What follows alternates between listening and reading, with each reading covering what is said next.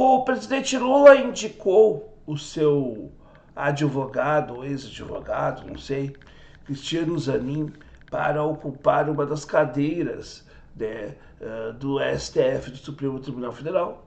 O Lewandowski, né, está se aposentando, então essa cadeira, né, vai abrir uma vaga, e a indicação do presidente Lula é do seu, então,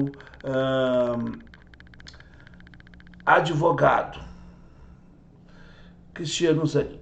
E muitos, né, opositores, principalmente os bolsonaristas, questionam isso porque o Lula está indicando um amigo, um parceiro.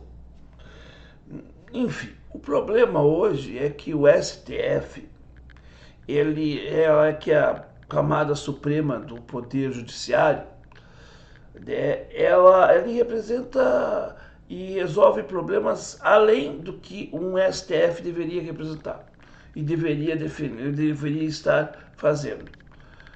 Em outros países, o STF ele é uma cúpula para ver o que é constitucional e o que não é constitucional.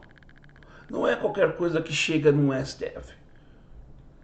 Ali é uma discussão sobre as leis, sobre se há aplicabilidade da lei para isso ou para aquilo. No Brasil, não. No Brasil, o STF está cheio de demandas.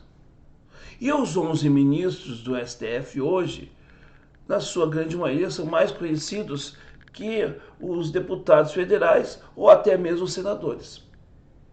Por quê? Porque com o advento da informação, através, inclusive, a partir do processo do mensalão, em que, por exemplo, o Joaquim Barbosa se tornou uma figura muito proeminente do STF. E quem não lembra, né, daqueles embates entre o Joaquim Barbosa e o Lewandowski? Quem não lembra? Eu lembro muito bem disso. Né? Então o STF virou, né, através da TV Justiça, um ambiente de conhecimento popular.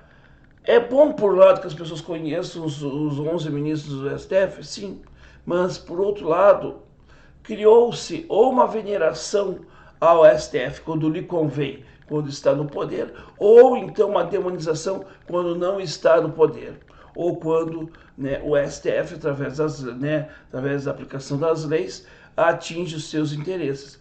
O PT até o verão passado, né, até o processo da Dilma, por exemplo, demonizava o STF. Hoje, os petistas parece que adoram o STF. Os bolsonaristas, que até então tinham, inclusive no próprio Joaquim Barbosa, um exemplo e defendiam o STF com os dentes, hoje o STF já não presta mais. Uma que, porque, né, o próprio mito deles começou a atacar o STF. Outra que é porque atacou porque efetivamente o STF, né, chegou e atingiu os seus interesses.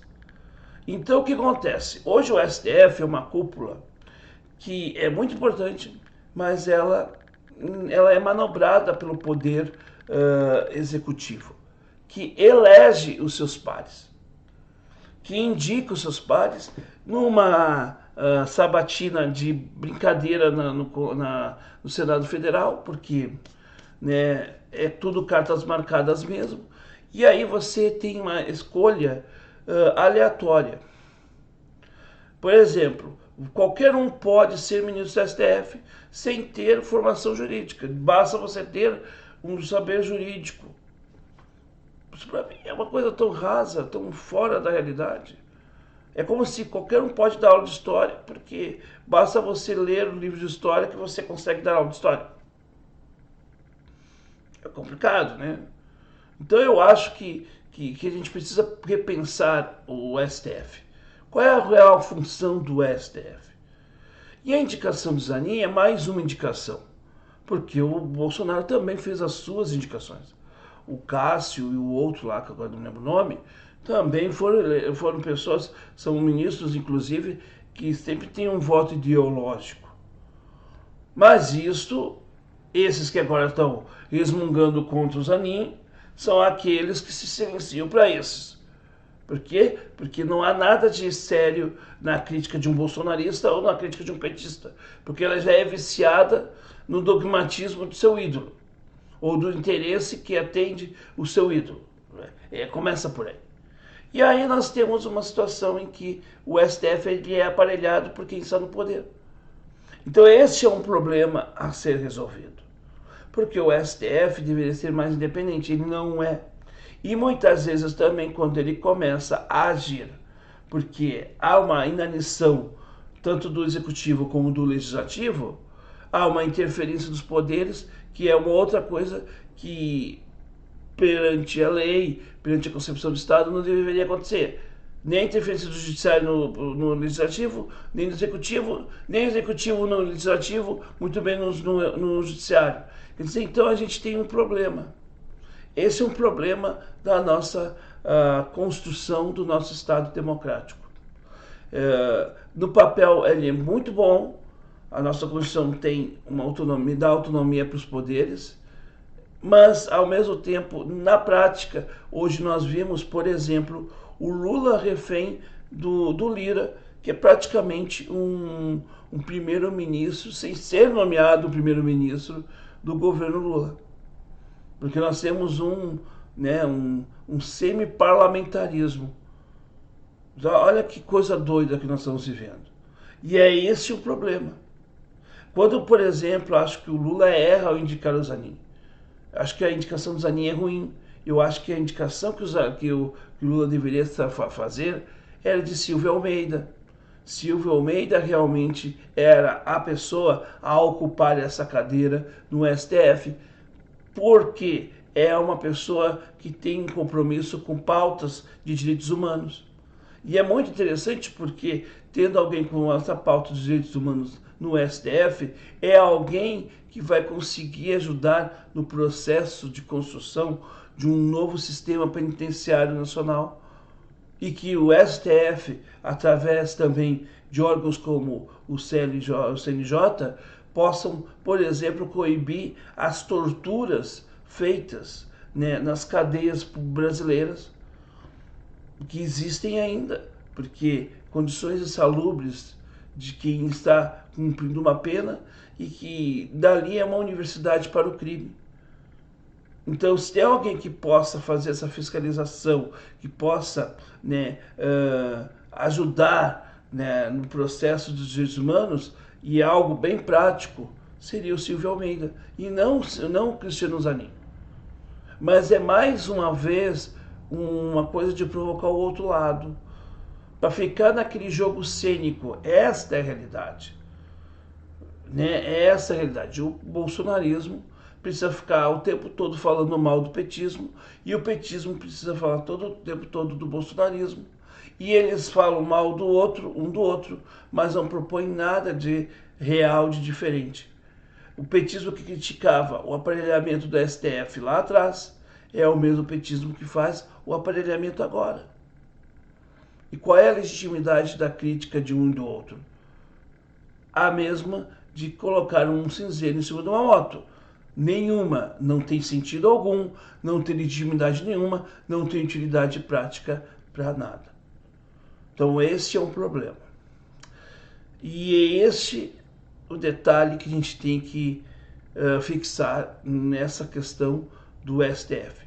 Um STF que deveria se preocupar no debate da implementação da nossa Constituição, né, que deveria se preocupar em debate, né, nessa questão, e não na decisão de tudo que outras esferas do poder judiciário, ou até mesmo de erros dos poderes executivos e legislativos, né, no caso, que chegam até lá. E aí a gente tem hoje, né, como eu digo, né, um Supremo Tribunal Federal em que parece que perdeu a sua função ou se deturpa em tantas coisas que de repente ele poderia não estar fazendo. Ele deveria se preocupar era em manter de fato e ser, né, fazer a salvaguarda da nossa Constituição Federal. Será que o STF hoje consegue fazer isso? Essa é uma pergunta que deveremos pensar, elaborar uma resposta e fazer um fórum permanente sobre isso, porque talvez esse é um detalhe que a gente precisa analisar com mais carinho e ter muito mais consciência, porque esse é o detalhe. O STF, será que ele cumpre hoje de fato a sua função? Será que é o STF que tem que fazer inquérito sobre A, B ou C? Será que quando se exalta a figura do Alexandre de Moraes, porque hoje lhe convém, não é também fazer aquilo que alguns faziam lá atrás da Lava Jato, quando ministros votavam a favor da Lava Jato, e aí os que não votavam contra, e ficava aquela divisão na sociedade? Aqueles que demonizavam a Rosa Weber e outros que elogiavam a Rosa Weber, muito mais no achismo do que de fato numa crítica à ação prática e técnica da ministra, por exemplo, ou de outros ministros que passaram por lá. A gente precisa rever essas coisas. É necessário rever a função do STF, é necessário fazer essa crítica, essa revisão. Se você gostou desse conteúdo, achou importante, interessante e relevante, passe adiante. Contribua com o nosso canal, deixando o seu like, que é muito importante, e também o seu comentário. Quero saber o que você pensa a respeito do STF. É isso, gente.